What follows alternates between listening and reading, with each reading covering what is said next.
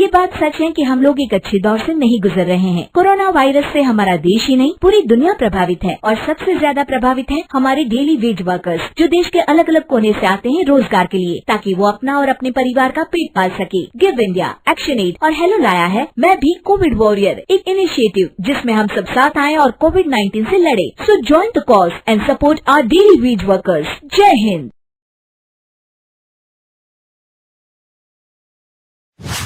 रजनी को बचपन से ही पेंटिंग का बहुत शौक था। वो हमेशा से ही पेंटर बनना चाहती थी, पर उसके माँ और पिताजी ने उसको कभी भी इस चीज के लिए सपोर्ट नहीं किया और उसकी शादी नीरव से हो गई। नीरव रजनी को बहुत प्यार करता था, पर रजनी हमेशा चुपचाप ही रहती। वो इस शादी से खुश नहीं थी। वो ये शादी नहीं करना चाहती थी। उसे तो हमेशा से पेंटर जो बनना था। अपने इस सपने को वो नहीं पूरा कर पाई, इसलिए वो हमेशा उदास रहती थी। रजनी, बहुत ही बढ़िया फिल्म लगी है, कल देखने चले? नहीं जी, कल मुझे बहुत काम है, मैं नहीं जा पाऊंगी। अच्छा तो कोई बात नहीं, संडे को चलते हैं। देखिए, मुझे फिल्म देखना पसंद नहीं है। आपको जाना है तो चले जाइए। नीरव को मना करके रजनी वहां से चली जाती है और अपने बैग को खोलकर उसमें बंद पड़े ब्रश और कलर्स को देखकर रोने लगती है। रजनी, चलो ना कहीं बाहर खाने चलते हैं, कुछ तुम्हारी पसंद का। जी, मुझे नहीं जाना, मेरी तबीयत ठीक नहीं है। रजनी वहां से चली जाती है। नीरव को समझ नहीं आता कि रजनी उससे इतना दूर क्यों रहती है। वो जब भी उसके साथ वक्त बिताना चाहता है, रजनी कोई ना कोई बहाना बना देती है। एक दिन घर पर कोई नहीं था। रजनी घर का सारा काम जल्दी से खत्म कर लेती है। घर पर अकेले होने के कारण वो सोचती है कि वो आज पेंटिंग करेगी। वो अपने कमरे में जाकर पेंट ब्रशेस और कलर्स निकालकर जैसे ही कलर मिक्स कर रही होती है कि दरवाजे पर बेल बज जाती है। अब कौन आ गया इस वक्त? इतनी मुश्किल से तो मुझे पेंट करने का मौका मिला है।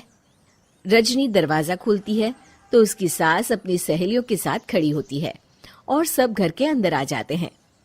अरे बहू, सबको शरबत बनाकर पिला दे, बाहर तो बड़ी गर्मी है। उफ। जी। रजनी पेंट ना कर पाने से उदास हो जाती है। उसे गुस्सा भी आ रहा होता है कि उसने इस शादी के लिए हाँ क्यों कह दी। वो रसोई में जा रही होती है कि उसकी सास उसे रोकती है।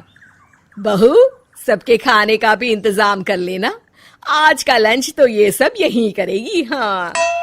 रजनी बिना कुछ कहे रसोई में चली जाती है। सबके लिए खाना बनाती है। सब खाना खाते हैं और रजनी घड़ी देखती है कि ये सब कब जाएंगे ताकि वो अपनी पेंटिंग कर सके।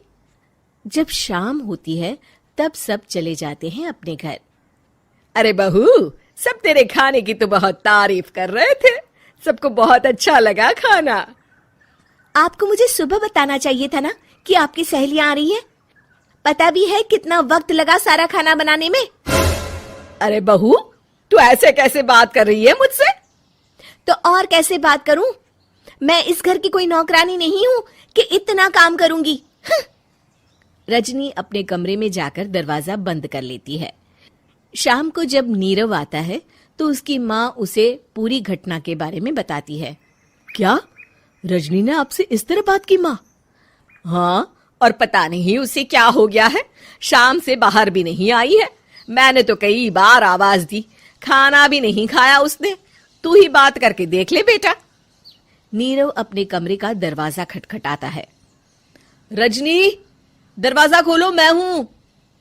रजनी दरवाजा खोलती है और फिर वापस जाकर अपने बिस्तर पर लेट जाती है। रजनी, माँ से बात करने का ये क्या तरीका है? मैंने कोई गलत बात नहीं की है। अरे तुम क्यों ऐसे बर्ताव कर रही हो सबके साथ? क्या तुम इस शादी से खुश नहीं हो? रजनी कुछ नहीं बोलती। अरे बताओ मुझे रजनी, क्या ये शादी तुम्हारी मर्जी के खिलाफ हुई है? हाँ, मैं ये शादी कभी नहीं करना चाहती थी। तुमसे क्या, मैं किसी से भी शादी नहीं करना चाहती थी। रजनी रोने लगती है। चुप हो जाओ रजनी, बताओ मुझे, तुम क्यों नहीं करना चाहती थी शादी? रजनी बेड के नीचे से अपने पेंटिंग्स, कलर्स, ब्रश, पेपर्स निकालती है। इतने में उसकी सास भी कमरे में आ जाती है। ये देख रहे हो, ये थे मेरे सपने। मैं पेंटर बनना चाहती थी, पर माँ पापा ने कभी सपोर्ट नहीं किया और मेरी शादी करवा दी। मेरे सारे सपने टूट गए। हर वक्त बस गुस्सा आता रहता है मुझे। मैं जानती हूँ कि आप लोगों की इसमें कोई गलती नहीं है, पर मैं क्या करूं, मुझे समझ में नहीं आता।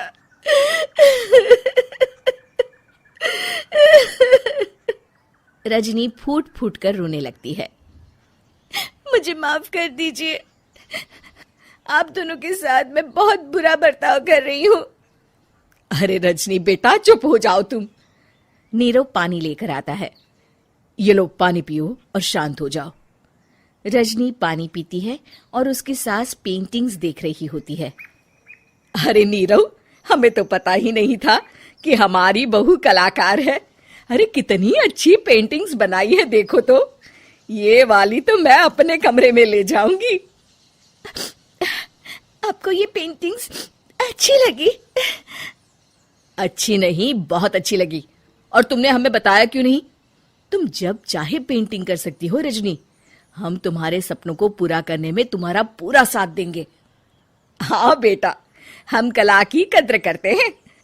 हम कलाकार तो नहीं, पर मुझे गर्व है कि मेरी बहू एक कलाकार है। रजनी, नीरव और सास तीनों हंस पड़ते हैं।